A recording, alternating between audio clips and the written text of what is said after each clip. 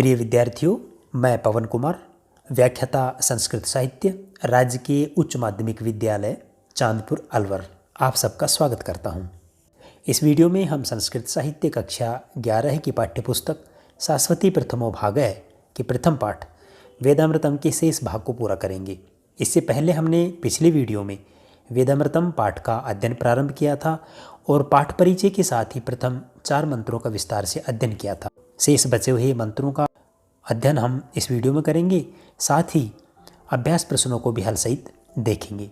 यदि वीडियो पसंद आए तो लाइक अवश्य कीजिएगा और यदि आपने चैनल को सब्सक्राइब नहीं किया तो संस्कृत अध्ययन के लिए सब्सक्राइब अवश्य कर लीजिएगा। आइए अध्ययन प्रारंभ करते हैं। मंत्र संख्या 5 जो यजुर्वेद से लिया गया है। तत् चक्षुर्देवहितं पुरस्तात् शुक्रम उचरत पश्येम सर्दः शतं जीवेम सर्दः शतं शृणुयाम सर्दः शतं प्रब्रवाम सर्दः शतं अदीनः श्याम सर्दः शतं भूयश्च सर्दः शतात्। आइए देखें सबसे पहले मंत्र में आए हुए कठिन शब्दार्थों को। चक्षु का अर्थ होता है नेत्र या सूर्य, देवहितम का अर्थ होता है देवताओं द्वारा स्थापित, पुरस्तात् का अर्थ होगा सामने या पूर्व दिशा में, शुक्रम का अर्थ दिव्य या चमकीला, उच्चरत का अर्थ होता है उदय हुआ है, सर्दय का अर्थ है वर्ष या साल, शतम का अर्थ 100, अदीना का अर्थ दीनता से रहित और भूये का अर्थ होता है पुनः या बार बार। आइए अब देखें मंत्र का अन्वय। देवहितम शुक्रम तच्चक्षुः पुरस्तात् उचरत शतं सर्दः पश्येम शतं सर्दः जीवेम शतं सर्दः शृणुयाम शतं सर्दः प्रब्रवाम शतं सर्दः अदीनः श्याम भूयः च शतात् सर्दः। यह इसका अन्वय होगा। आइए देख लें इस मंत्र का सरल भावार्थ। इस मंत्र के माध्यम से ऋषि ने ईश्वर से सुखी एवं स्वस्थ जीवन की कामना करते हुए 100 वर्षों तक जीवन जीने की कामना की है। ऋषि सूर्य देव से प्रार्थना करते हुए कहते हैं कि देवताओं द्वारा स्थापित दिव्य या चमकीला नेत्र रूपी सूर्य पूर्व दिशा में उदय हुआ है। हे सूर्य देव, हम आपके अनुग्रह से 100 वर्ष देखें, 100 वर्ष तक जीवित रहें, 100 वर्ष तक सुने, 100 वर्ष तक बोले, अर्थात 100 वर्ष तक बोलने की शक्ति ग्रहण करें, 100 वर्ष तक दीनता से रहित यानी स्वस्थ रहें। इतना ही नहीं अपितु बार बार 100 वर्षों से भी अधिक हमारी यही स्थिति बनी रहे। इस मंत्र के माध्यम से ऋषि ने सूर्य देव से मनुष्य मात्र के सुखी एवं दीर्घ जीवन की कामना करते हुए यह प्रार्थना की है कि जब तक हम जीवित रहें तब तक हमारी समस्त इंद्रियां शक्ति से युक्त रहें, ताकि हम दीनता से रहित होकर स्वस्थ एवं सुखी जीवन व्यतीत कर सकें। इस मंत्र का व्याकरण कार्य देख ले। भूयश्चय का संधि विच्छेद होगा भूयः धनचय विसर्ग कस्य अतः सत्व विसर्ग संधि। दूसरा है पुरस्तात् शुक्रम, यहाँ इसका संधि विच्छेद होगा पुरस्तात् धन शुक्रम, यहाँ पे छत्तु संधि है। अदीना का समास विग्रह होगा नय दीना इति अदीना, यहाँ नय तत्पुरुष समास है। आइए देखें अगला मंत्र। जन्म बिभर्ति बहुधा विवाचसम नाना धर्माणम पृथ्वी यथोकसम सहस्रम धारा द्रवणस्य मेदुहाम ध्रुवेव धेनुरनुपस्फुरन्ति। यह मंत्र अथर्ववेद के पृथ्वी सूक्त से संकलित है।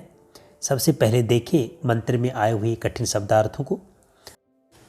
बिभर्ति का अर्थ होता है धारण करती हुई, बहुधा का अर्थ होगा प्रायः, विवादसम का अर्थ होता है विभिन्न भाषा वाले, नाना धर्माणम का अर्थ होगा अनेक धर्मों वाले, यथोक्सम का अर्थ होगा धारण करने वाले घर के समान, सहस्रम का अर्थ 1000, द्रवणस्य का अर्थ होता है धन की, दुहाम का अर्थ होता है दुहावे या बहाएं, ध्रुवा का अर्थ होता है स्थिर, अटल या निश्चित, और अनुपस्फुरंती का अर्थ होता है कंपन रहित, निश्चल।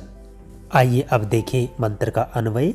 अन्वय होगा बहुधा विवादसम यथोक्सम नाना धर्माणम जनम बिभर्ति पृथ्वी ध्रुवः अनुपस्फुरन्ति धेनुः इव मे द्रविणस्य सहस्रम धारा दुहाम। मंत्र का सरल भावार्थ देखें। पृथ्वी के उदार स्वरूप का वर्णन करते हुए कहा गया है कि विभिन्न भाषा वाले तथा धारण करने वाले घर के समान अनेक धर्मों वाले लोगों को धारण करती हुई पृथ्वी न कांपती हुई तथा निश्चल खड़ी गाय की तरह मेरे लिए धन की 1000 धाराओं से दुहे गए दूध की तरह, अर्थात अटल रूप से स्थित गाय के समान मेरे लिए धन की 1000 धाराओं को दूध की तरह ये पृथ्वी बहा दे। मंत्र का भाव यह है कि जिस प्रकार से निश्चल खड़ी होकर एक धेनु हजारों धाराओं वाला दूध प्रवाहित करती है, उसी प्रकार से पृथ्वी भी अपार संपदा को धारण करती हुई उसी तरीके से अटल स्थिर तथा कंपन रहित होकर के हमारे लिए सुख संपदा प्रवाहित करे, हमें समृद्धि से युक्त करे। आइए अब देखते हैं व्याकरण कार्य। यथोक्सम पद को देखें। संधि विच्छेद होगा यथा धन ओक्सम, आ और ओ मिलकर के औ आदेश। वृद्धि रेची सूत्र, वृद्धि संधि। दूसरा पद है ध्रुवेव। संधि विच्छेद होगा ध्रुवा धन इव, आ और ई मिलकर के ए आदेश। आद गुण सूत्र से गुण संधि। तीसरा पद है बिभ्रति। इसमें सत्री प्रत्यय स्त्रीलिंग। इस प्रकार से प्रथम पाठ हमारा समाप्त हुआ। आइए अब देखें हम पाठ के अंतर्गत आए हुए अभ्यास प्रश्नों को। अभ्यास प्रश्नों के अंतर्गत पहला प्रश्न, संस्कृत भाषा या उत्तरतः। संस्कृत भाषा में उत्तर देना है। संगस्ध्वम इति मंत्र है कस्मात् वेदात् संकलित है। यह मंत्र किस वेद से संकलित किया गया है? तो इसका उत्तर होगा ऋग्वेदात्। अस्माकम आकुति ही कीदृशी स्यात्। इसका उत्तर होगा समानी स्यात्। अत्र मंत्रे यजमाना इति शब्द से स्थाने कह शब्द है प्रयुक्त है। यजमान के स्थान पर यहाँ मंत्र में कौन सा शब्द आया है? इसका उत्तर होगा ऋतायते। अस्मभ्यम इति कस्य शब्द से अर्थ है? अस्मभ्यम यह अर्थ किस शब्द का है? तो मंत्र में नह शब्द का अर्थ अस्मभ्यम है। ज्योतिषाम ज्योति क कथ्यति। इसका उत्तर होगा मनः माधवी का संतु। मधुरता से युक्त क्या होवे? तो इसका उत्तर होगा औषधय संतु। और अगला प्रश्न है पृथ्वी सूक्तम कस्मिन् वेदे विद्यते। पृथ्वी सूक्त किस वेद में है? तो इसका उत्तर होगा अथर्ववेदे। पृथ्वी सूक्त अथर्ववेद में है। ठीक है, आइए देखिए अगला प्रश्न। शुद्धम विलोम पदम योज्यत। अगला प्रश्न है। इस प्रश्न में हमें विलोम पदों को मिलाना है। जागृतः का विलोम पद होगा सुप्तस्य, नह का विलोम पद होगा वह, और दीना का विलोम पद होगा अदीना। अगला प्रश्न है अधोलिखित पदानाम आशयम हिंदी भाषा स्पष्टीकृत। नीचे लिखे हुए पदों को हिंदी भाषा में स्पष्ट करना है। उपासते का अर्थ होता है स्वीकार करते हैं। सिंधवह का अर्थ होता है समुद्र या नदियाँ। सवितः का तात्पर्य है सूर्य है। जागृतः का अर्थ होता है जागते हुए का। और पश्चिम का अर्थ होता है हम सब देखें। इस प्रकार से पाठ के अभ्यास प्रश्न समाप्त हुए। मैं आशा करता हूँ कि वीडियो आपके अध्ययन में सहायक होगा, तो आप इसका लाभ उठाइए, अपने सहपाठी मित्रों को भी बताइए, अधिक से अधिक शेयर कीजिए। अगले वीडियो में हम अगले पाठ को लेकर फिर उपस्थित होंगे। तब तक दें इजाज़त। जुड़े रहिए, पढ़ते रहिए। धन्यवाद।